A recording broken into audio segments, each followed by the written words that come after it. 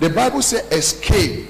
The word escape means he has been under oppression, under torment or suffering, and he escape. La Bible a parlé du mot échapper. Qu'est-ce que le mot échapper signifie?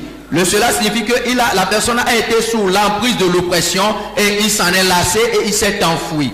Bible a globe amia si e gomenye ba nene ba un note tere tote kaka o ba chi kone eye osijo. Objective, notre objectif ni ba taro jinwa is to escape from our slavery master. Nye ba mia si jo le mia ba jipola ikenenye uvinye ba jipola gbo. C'est de fuir de notre maître qui nous tient en captivité. We want to escape from the family idol. Nous voulons nous échapper, nous voulons fuir des idoles de famille.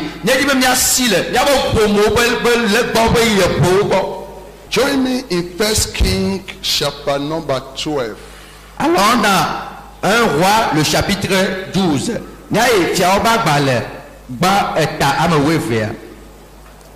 1 Kings chapter number 12. 1 Roi le chapitre 12. In verse number 4. Nous allons lire le verset 4. From verse 3, the children of Israel came to King Rehoboam. Les enfants d'Israël sont venus chez le roi Rehoboam. King Rehoboam was the son of King Solomon, who succeeded him as a king when Solomon died. Le roi Rehoboam est le fils du roi Salomon qui a succédé à Salomon après sa mort. Israël vio oba fia Rehoboam ko. Rehoboam a enye fia de ikenye Salomon bo fi, ike fia zidi le me fia Salomon ko. And so the Israelites came to King Rehoboam. Alors les Israélites sont venus chez le roi Rehoboam. Et comment Israël vio oba fia Jéroboam ko. And in verse number 4. Et dans le verset 4, they said, ils ont dit, thy father made our yoke grievous. Now therefore make thou the grievous service of thy father and his heavy yoke which he put upon us lighter, and we will serve you. Il a dit, ton père a rendu notre joug dur. Toi maintenant allège cette rude servitude et le joug pesant que nous savons que nous a imposé ton père, et nous te servirons.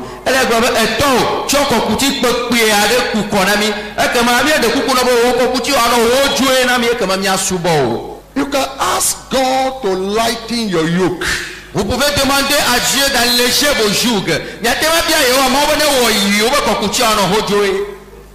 You can also ask God to break the yoke and remove the yoke. Et vous pouvez également demander à Dieu de briser le joug et de l'enlever. It is two things. C'est deux choses différentes. Nous voyons, lighten the yoke, alléger le joug, or break and remove the yoke. Ou bien briser et enlever le joug. Follow me very well. Follow me very well. Suivez-moi très bien. And don't sleep. Et ne dormez pas. If someone is sleeping by your side, help me wake up the person. Si quelqu'un dort à côté de vous, aidez-nous en le réveillant. It is like somebody is sick. C'est comme quelqu'un est malade. And he went to the hospital. Et il est parti à l'hôpital. The doctor gave you a medicine for calm, to relieve the pains. Le docteur vous a donné un médicament pour soulager la douleur. Donc il t'a soit There is a difference between curing the sickness and calming down the pain of the sickness. Il y a une différence entre guérir la maladie et soulager les douleurs de la maladie.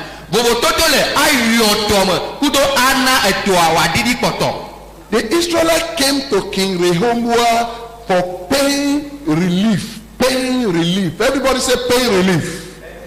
Les Israélites sont venus chez le roi Jéroboam pour le soulagement de la douleur. Israël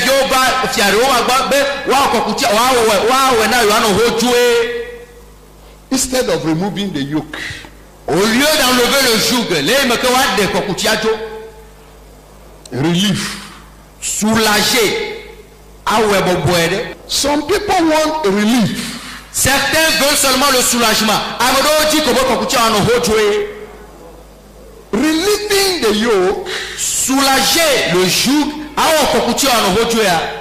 is like just increasing your salary by 5% or by 10% and you are happy. That is what you call relief. Relief is different from breaking the yoke of slavery. Soulager le joug, c'est comme ajouter 5% de votre salaire à votre salaire. Ce qui est différent de briser le joug.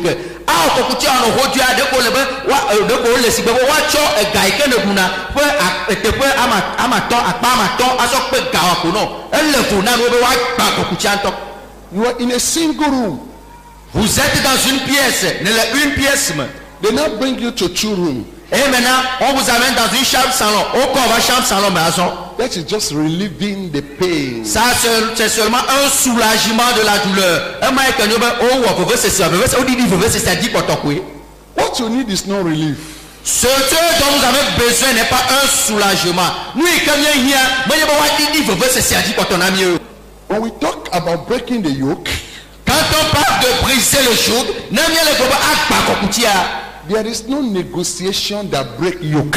il n'y a pas de négociation qui brise le joug. The Israelites thought negotiation will break the yoke. Les Israélites ont pensé que la négociation allait briser le joug. But Et pourtant, negotiation failed. la négociation a connu un échec. We came here for spiritual rebellion. Nous sommes venus ici pour nous rebeller spirituellement. Not to negotiate. Pas pour négocier. Shout and say no negotiation. Pas de négociation. Look at me. Suivez-moi, mais pas gagner. Our Lord Jesus Christ said, Notre Seigneur Jésus-Christ a dit, il n'y a pas de from the day of John the Baptist, à partir depuis le jour de Jean-Baptiste, so Johannes till today, jusqu'à ce jour, the kingdom of God le royaume de Dieu suffer violence. est forcé. Alors on les a dit, And it is only the violent that take it by force. et seulement ceux qui sont violents, ceux qui sont virulents, qui va remporter. Take it by force. Ceux qui sont virulents, ceux qui sont violents, Breaking the yoke by force. briser les jougs de feu, Breaking your yoke by force. briser vos jougs par la violence, Stopping the devil by force. arrêtez les démons par la force, Not negotiating. plus de négociations. You want to negotiate? Est-ce qui veut négocier? Look at me. Suivez ici. Mais ne vous confiez. There are different kind of prayer. Il y a plusieurs sortes de prières. This is negotiation prayer. Ça, c'est une prière de négociation.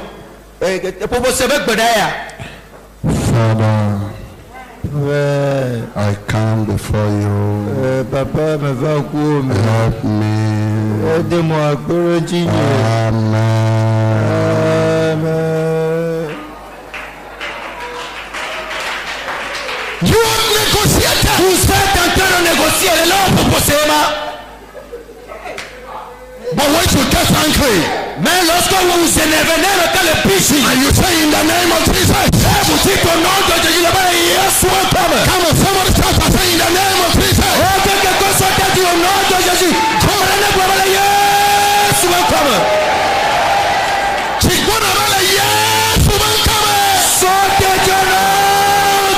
refus. Shout and say, I refuse negotiation. Dis, je rejette la négociation. Shout and say, in the name of Jesus. Dis au nom de Jésus, Any idol in our family. tout idole dans notre famille, Any idol in our family. tout idole dans notre famille, Any family idol. tout idole de famille, I rebel against you tonight. je m'échappe de ta main tout de suite. Ma délation, ma vie là.